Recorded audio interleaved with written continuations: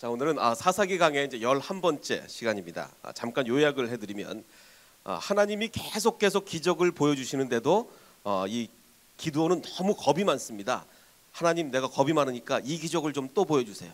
또 보여주세요. 계속 기적을 보여달라고 이렇게 얘기를 합니다. 근데 이제 결국 나중에 여러 가지 기적을 체험하다가 결국 기드온은 결심을 합니다. 그래, 300명이라 할지라도 주님이 함께 계시면 내가 승리할 수 있다라는 확신을 가지고 주님의 명령에 순종해서 나가게 됩니다. 자, 이게 굉장히 놀라운 것이 자신의 본성을 거슬러서 순종을 한 겁니다. 왜냐하면 기드온은 어느 누구보다도 겁이 많은 사람이에요. 어느 누구보다도 겁이 많은 사람이 300명을 가지고 13만 명을 무찌르러 갈 수가 없는 거죠. 그러니까 이것은 정말 자기의 본성을 거스른 순종이 아닐 수가 없습니다. 그래서 가장 겁 많은 사람이 가장 용기가 필요한 전쟁을 이끌게 되는 엄청난 순종을 하게 된 거죠. 자, 그래서 이 기드온의 이야기는 본성이냐 영성이냐. 본성이 자기를 억누를 때는 하나님, 나 무서워서 못 나가겠습니다. 기적 한 번 더 보여주세요. 기적 한 번 더 보여. 이게 본성입니다. 근데 영성이 자기를 이길 때는 300명을 가지고도 13만 명을 무찌러 가는 놀라운 일을 하게 되는 거죠. 자, 그래서 이제 그 지난번에 한 얘기를 제가 다시 한번 말씀드리면, 전쟁을 13만 명을 무찌르는 전쟁에서 이제 승기를 딱 잡았습니다. 승기를 잡은 후에 아마 기억나실 겁니다. 이미 승기를 다 잡았는데 에브라임 사람들이 와서, 아니 왜 우리를 전쟁 처음부터 안 부르고 왜 나중에서야 우리를 불렀느냐, 뭐 전리품 혼자 다 가지려고 그랬느냐, 뭐 그랬듯이 막 공격을 합니다. 에브라임 지파 사람들이. 그러자 기드온은 어떻게 합니까? 자기 본성을 억누르고, 우리가 한 일은 아무것도 없고 당신들이 정말 큰 일을 했습니다. 엄청난 겸손을 발휘해죠. 사실은 기드온이 다 했는데, 사실은 300명을 가지고 13만 명 다 무찔러 놓고 에브라임은 마지막에 뭐 장군 몇 명만 죽였을 뿐인데 정말 겸손을 발휘해서 우리가 한 것은 아무것도 아니고 당신들이 정말 큰 일을 했습니다. 이렇게 겸손을 발휘하죠. 이것이 바로 영성이 본성을 이긴 겁니다. 사람의 본성은 이렇지가 않거든요. 근데 영성이 본성을 이기면 이렇게 되죠. 자, 그런데 곧바로 이어진 사건이 또 뭐였습니까? 기억나시죠? 자, 그리고 나서 이제 마지막 왕을 쫓습니다. 왕을 쫓는데, 쫓아가다가 가는 길에 있던 두 성읍에게, 우리가 지금 먹을 게 없으니까 먹을 걸 달라. 그러니까 그 성읍 사람들이 뭐라 그럽니까? 야, 니네 그 병력이 300명밖에 안 되는데 니네가 이기겠냐? 니네 먹을 거 줬다가 우리가 나중에 무슨 후환을 당하려고 그러느냐?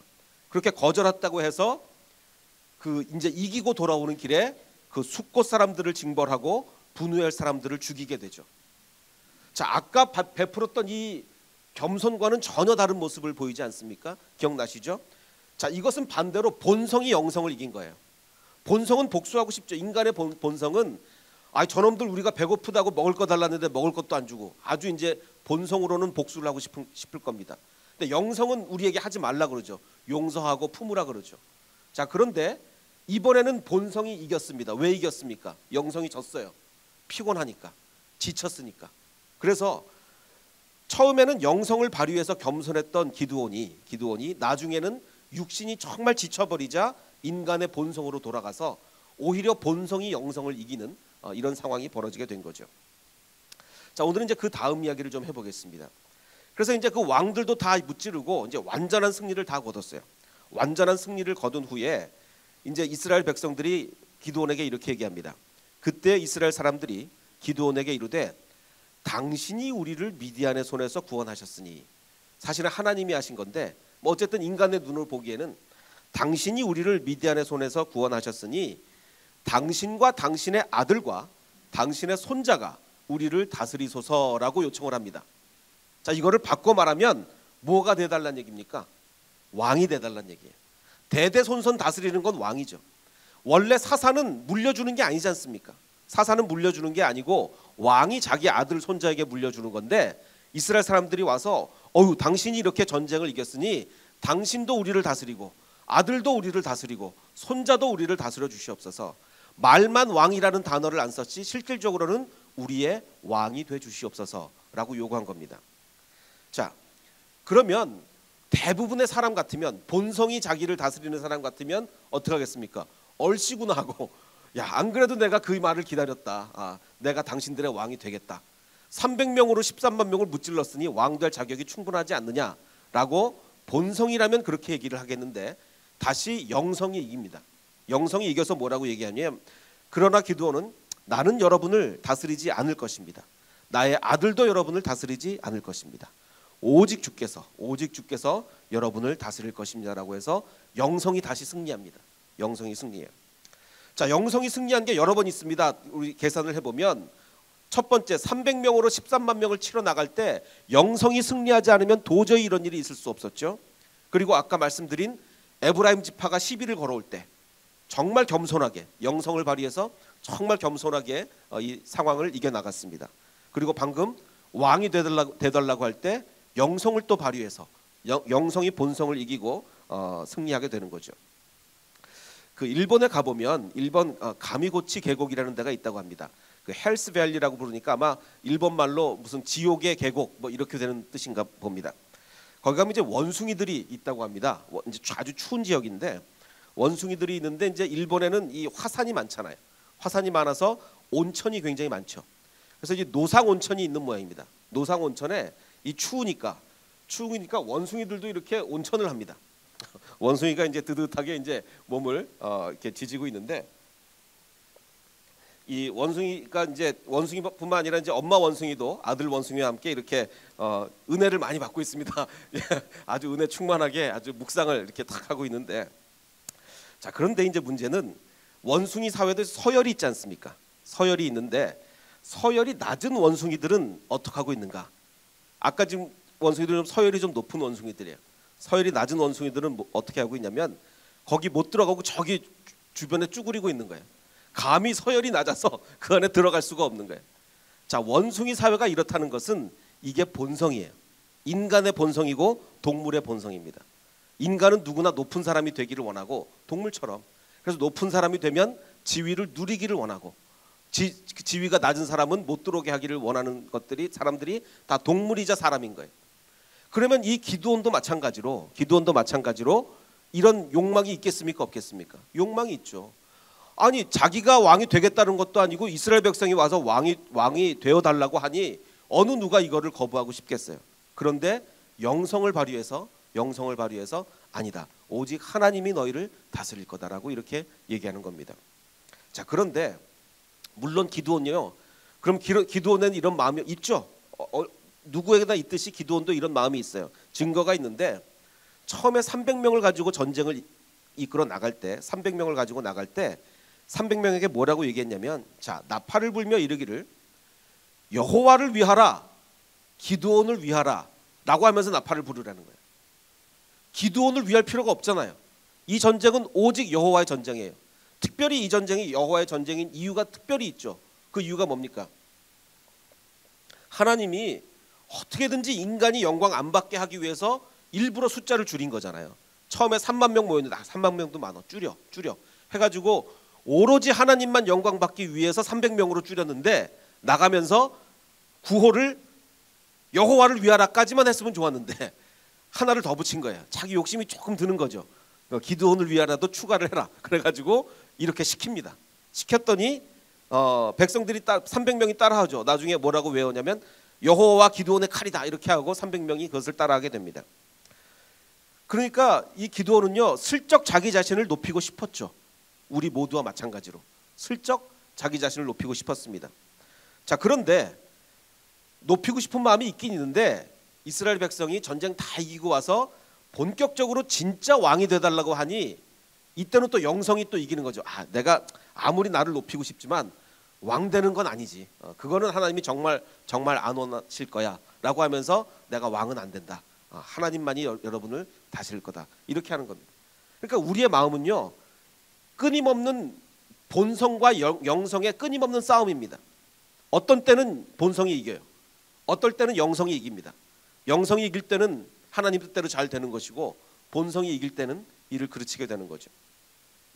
자, 그래서 어쨌든 기드온은 나는 왕이 안 되겠다. 오로지 하나님이 다스리겠다라고 이제 말을 한 후에 그 후에 뭐라고 얘기하냐면 오케이, 그러면 여러분이 그렇게 하시니 내가 여러분께 한 가지 청이 있다. 그 청이 뭐냐면 각 사람이 얻은 전리품 가운데 귀고리 하나씩을 나에게 좀 달라.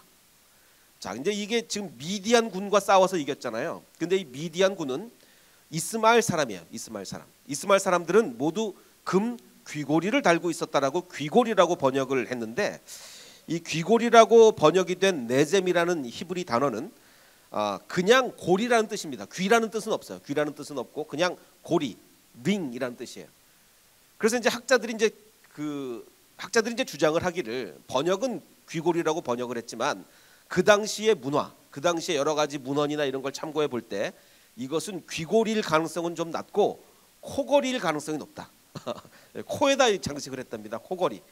자, 그래서 코에 걸고 있던 코걸이를 다 뺏은 거예요. 미디안 사람들을 다 죽였으니까 금으로 된 코걸이를 하고 있었던 거를 금인이가 다 뺏었을 거 아니에요.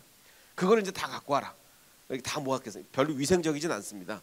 이렇게 다 코에 걸고 있었던 거라 별로 이렇게 위생적이진 않는데 어쨌든 다 긁어 모았어요. 그러자 이제 그들은 네, 당신이 원하시면 기꺼이 드리겠습니다라고 해서 저마다 전리품 가운데서 귀걸이 혹은 코걸이 하나씩을 이렇게 갖다 바쳤습니다.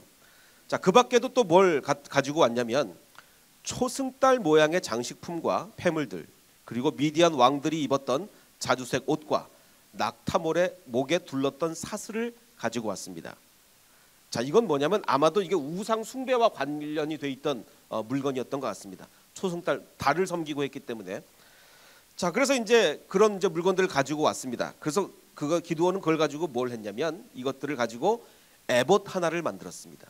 에봇이 뭡니까? 에봇은 대제사장이 입는 옷이죠. 제사장이 입는 조끼 같은 겁니다. 조끼. 자, 이거를 만들었습니다. 자, 근데 이게 뭐가 문제냐면 에봇은 원래 대제사장만 입게 돼 있고 제사장의 소유인데 이것을 왜 기드온이 만들었냐는 거죠. 그 2010년에 그 뉴저지 주에 있는 그 이스트 브런스윅이라는 도시가 있습니다. 제가 살았던 동네 바로 옆 동네예요. 바로 옆 동네인데 11살 남학생이 학교를 가다가 길에서 라이터를 주웠습니다. 길에서 라이터를 주워서 주머니에 넣고 학교를 간 거예요. 11살짜리가. 근데 이제 학교에서 발각이 됐습니다. 그래서 정학 처분을 받았는데 그 정학 처분을 받은 이유가 뭐 담배 피냐 뭐 이런 걸로 받은 게 아니라 불법 무기 소지로 정학 처분을 받은 거예요. 너 그거 위험한 거다. 11살짜리가 뭐 담배를 필 일 없고 뭘 했겠냐. 뭐 이렇게 불 붙이고 뭐 방화를 한다던가 어쨌든 불법 무기다. 그래서 불법 무기 소지로 혐의로 정학 처분을 받은 거예요. 그래서 이 아버지가 화가 났습니다. 아니 어떻게 라이터를 하나 가졌다고 불법 무기를 할 수 있느냐. 니네 선생님들 담배 피는 사람 적어도 내가 알기로는 선생님 중에 한 서너 명은 담배 피우고 있는 거 내가 아는데, 그래서 이 사람은 경찰서에 다시 선생님들을 고소합니다. 선생님들도 담배 피지 않냐, 라이터 갖고 다니지 않냐, 그래서 고소를 했어요. 근데 아마 이거는 받아들이지 않고 이제 결국 그냥 이 아이를 정학 처분한 것 같은데, 이게 우리에게 주는 얘기가 교훈이 뭐냐면 같은 라이터라도 선생님들이 가지고 있을 때와 11살짜리 학생이 가지고 있을 땐 다릅니다. 자, 그래서 에봇도 마찬가지입니다. 에봇을 제사장이 가지고 있는 것은 아무 문제가 되지 않습니다. 원래 제사장은 에봇을 가지고 있어요. 대제사장은. 자, 그런데 이 기드온이 에봇을 가지고 있으면 얘기가 달라집니다. 왜? 기드온은 제사장이 아니거든요. 제사장이 아닌데 왜 에봇을 만듭니까? 자, 아마도 이런 생각이 있었을지 몰라요. 이게 내가 왕이 정말 본성으로 왕은 정말 되고 싶은데 영성으로 왕이 되고 싶은 걸 눌렀단 말이에요. 그럼 이제 그게 또 어디론가 삐져나오는 거예요. 어떻게 삐져나오냐면 그러면 제사장이 입는 옷이라도 어떻게 해가지고 좀 내가 좀 높아져 볼까, 아마 이런 생각을 하게 된 것 같습니다. 자, 그래서 이 기드온은 이 에봇을 가지고 그것들 가지고 이 그물을 가지고 에봇을 하나 만들어서, 자, 이 제사장이 입는 옷이니까 당연히 에봇은 어디에 있어야 하냐면 성막에 있어야 됩니다. 성막에 있어야 되는데 거기다 두지 않고 자기가 사는 오브라 성읍에 두었습니다. 그걸 왜 자기가 사는 성읍에 둡니까? 에봇을. 자, 그래서 문제가 생깁니다. 어떤 문제가 생기냐면 그러자 온 이스라엘이 그곳에서 그것을 음란하게 섬겼다라고 얘기합니다. 음란하게 섬겼다는 얘기는 뭡니까? 우상처럼 섬겼다는 얘기죠. 그 에봇을 금으로 만들어져 있으니까 아주 우상처럼 그것을 섬기게 된 거예요. 그래서 그것이 기드온과 그 집안의 올가미가 되고 맙니다. 자, 원래 기드온 집안이 원래 뭐 하던 집안이었죠? 그 아버지가 우상 숭배의 본거지였어요. 바알과 아세라상이 그 아버지 집에 있었단 말이에요. 원래 우상을 섬기던 집안인데 금으로 만든 에봇을 거기다 떡하니 갖다 놓으니 사람들이 그것을 우상처럼 섬겼단 말이죠. 에봇은 원래 뭘로 만드는 거냐면 금실을 포함한 5가지 색깔의 실로 만드는 게 에봇입니다. 자, 그런데 지금 이 기드온이 모은 금의 양이 얼마나 되냐면 한 20kg을 모았어요. 자, 그러면 20kg으로 에봇을 만들었다는 얘기는 금실로 만드는 게 아니라 거의 금으로 만든 거예요. 거의 금으로. 자, 그랬다는 얘기는 처음부터 순수하지 못한 목적이었을 가능성이 많습니다. 율법에 나온 대로 금실과 5가지 종류의 실로 짜서 만든 게 아니라 거의 금덩어리로 에봇을 만들었다는 얘기는 처음부터 의도가 좀 순수하지 못했을 가능성이 있다는 얘기죠. 자, 이걸 우리는 비슷한 이야기를 잘 알고 있습니다. 어떤 비슷한 얘기 알고 계십니까? 출애굽기에 보면 모세가 이제 10계명을 받으러 올라갔는데 40일이 돼도 내려오지 않자 사람들이 이렇게 얘기하죠. 모세 어떻게 됐는지 우리 모르겠으니까 우리를 인도할 신을 우리를 위해서 만들어 달라라고 아론에게 요청을 하죠. 그러자 아론이 뭐라고 얘기하냐면 너희 귀에서 금고리를 빼서 내게로 가져와라. 니네 애굽에서 나올 때 금으로 된 장식구 다 가지고 나오지 않았냐. 비슷한 얘기잖아요. 그래서 금으로 된 장신구를 다 가지고 와라 라고 하니까 아론이 그들의 손에서 금고리를 받아 송아지 형상을 만드니 그들이 말하되 이스라엘아. 자, 그들은 뭐라고 얘기했냐. 이스라엘 백성들은 이스라엘아 이는 너희는 3인칭이지만 자기를 얘기하는 거죠. 이는 우리를 애굽 땅에서 인도해낸 우리의 신이다. 너희의 신이다라고 얘기하는 거예요. 하나님은 온데간데 없고 그 금송아지를 이 금송아지가 우리를 애굽에서 인도해냈구나 라고 얘기를 하는 거죠. 이건 이제 이스라엘 백성이 한 얘기고, 그럼 아론은 한술 더 떠서 뭐라고 하느냐. 아론은 보고 그 앞에서 제단을 쌓고 이에 아론이 공포하여 이르되 내일은 여호와의 축제일이다. 여호와의 절일이다. 지금 그럼 금송아지를 뭐라고 부른 거예요? 여호와라고 부른 거 아닙니까? 여호와라고. 난리가 났습니다. 지금 백성들은 금송아지가 우리를 애굽에서 인도해냈다라고 얘기를 하고 아론은 한술 더 떠서 이 금송아지가 여호와다라고 이렇게까지 이야기를 하고 있는 거죠. 자, 우상숭배의 종류를 보면 10계명의 우상숭배에 대한 종류가 다 나와 있습니다. 첫 번째 1계명을 보면 나 외에는 다른 신을 섬기지 말라. 그게 1계명입니다.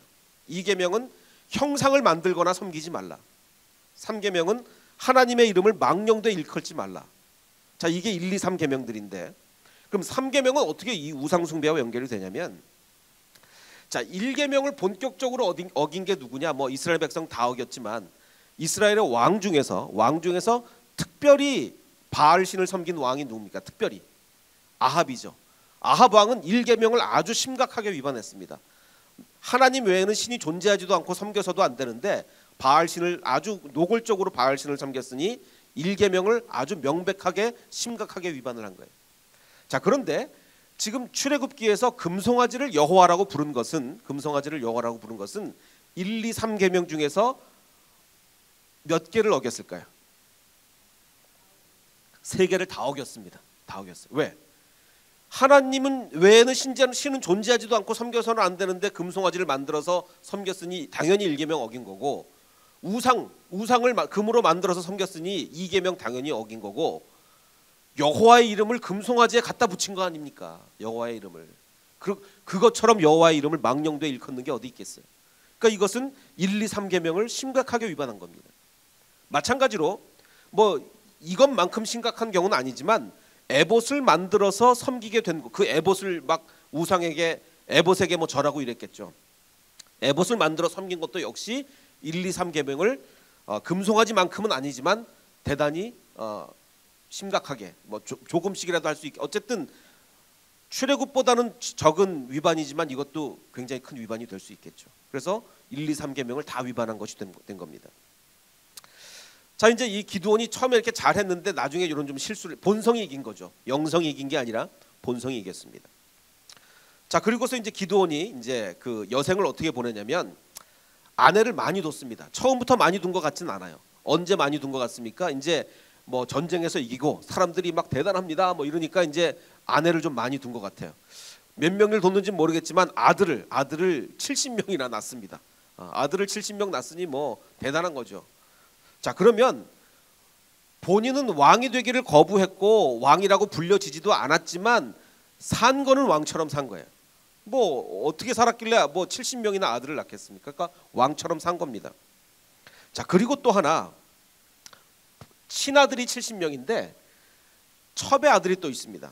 세겜에 있는 첩과의 사이에서 아들이 하나 냈는데 그 이름을 뭐라고 지어줬냐면 아비멜렉이다라는 이름을 지어줬습니다. 이 이름이 좀 의미심장합니다. 친아들은 이름이 없는데 왜 첩의 아들을 이름을 써놨느냐, 그 이유가 있어요. 아비멜렉의 뜻 때문에 그렇습니다. 아비멜렉의 뜻은 뭐냐면 오른쪽에서 읽으면 이렇게 아비멜렉, 아브란 뜻은 아버지, 멜렉 왕입니다. 이 단어의 뜻이 우리 아버지는 왕이란 얘기예요. 자기 아들을 낳는데 아들 이름이 우리 아버지는 왕이라는 거예요. 얼마나 왕이 되고 싶었으면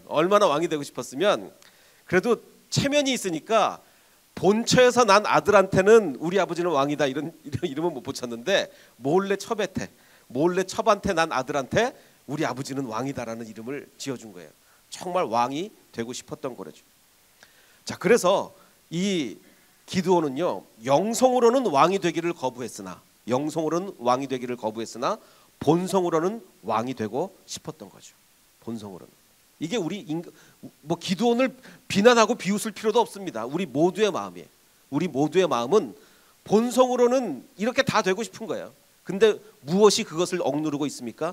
영성이 우리를 누르고 있는 거죠. 영성이.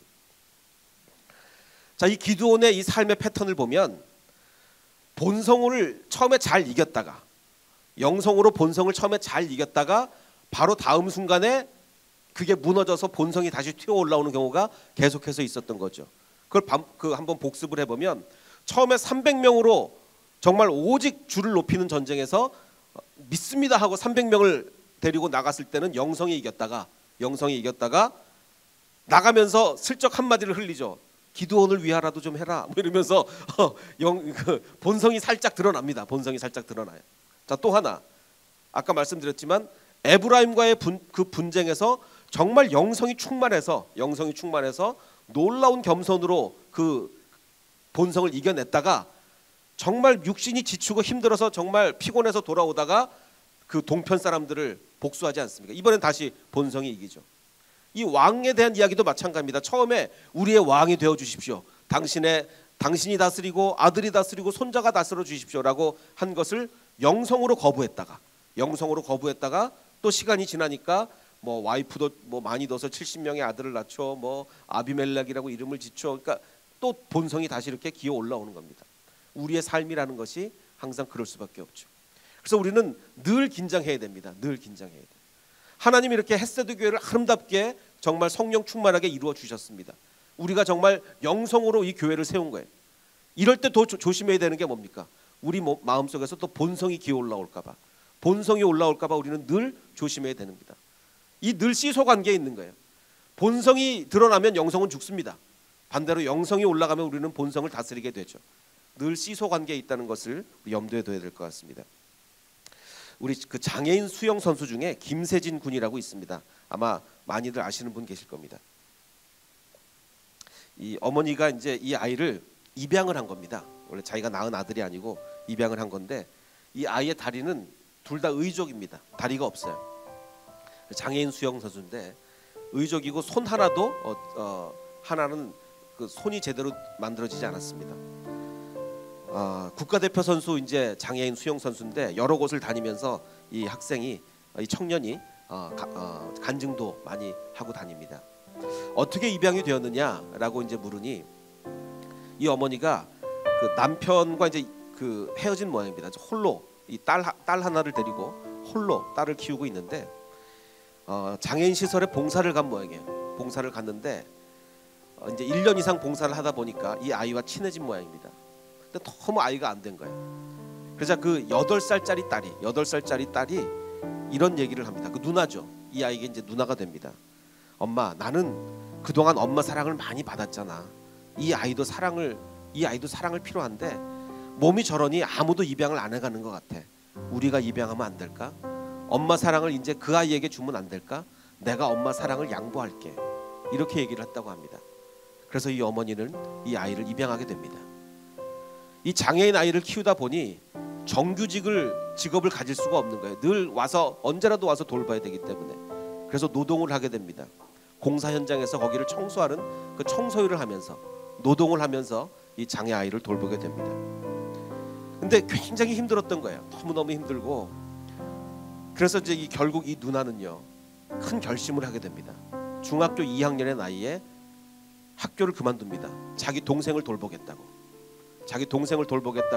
검정고시를 거쳐서 지금 아주 좋은 직장에 다니고 있다고 합니다. 결혼도 잘했고 정말 이 두 어머니와 이 누나가 정말 눈물로 이 지극정성으로 이 아이를 키운 것 같습니다. 그래서 이 아이는 너무나 바르게 자라서 지금은 국가대표 장애인 수영 선수가 됐습니다. 이런 사랑은 어떨까? 이게 본성으로는 할 수 없는 사랑입니다. 인간의 본성은요 처음에는 불쌍하니까 입양할 수도 있죠. 근데 시간이 지나서 너무너무 힘든 일이 반복되지 않습니까? 얼마나 이 나쁜 애들이 많은지 그 돌로 이 의족을 막 돌로 깨버리기도 하고 그래서 피가 철철 나서 집에 들어오기도 하고 이런 일이 그렇게 많았다고 합니다. 자, 이런 일이 있고 참 힘든 일을 겪을 때마다 영성이 약해지지 않겠습니까? 영성이 약해질 수밖에 없어요. 자기 본성이 올라올 수밖에 없어요. 그런데 이 어머니와 이 누나는 정말 본성을 잘 다스린 것 같습니다. 이것은 영성의 사랑이죠. 영성의 사랑. 그래서 우리 햇세드 교인, 모든 햇세드 교인들은 영성으로 본성을 다스리기를 원합니다. 이 기도원은요 정말 영성이 충만할 때는요 우리가 상상조차 못할 엄청난 일들을 했습니다. 우리 중에 과연 어느 누구가 300명을 데리고 13만 명을 치러 갈 수가 있을까? 정말 어느 누가 그럴 수 있을까라는 정말 그런 생각이 듭니다. 기도원은 대단했습니다. 그러나 그 육신이 지치고 영성이 약해져서 본성이 올라올 때는 또 해서는 안 된 일을 하게 된 거죠. 우리는 늘 영성과 본성의 그 끊임없는 싸움 가운데 있습니다.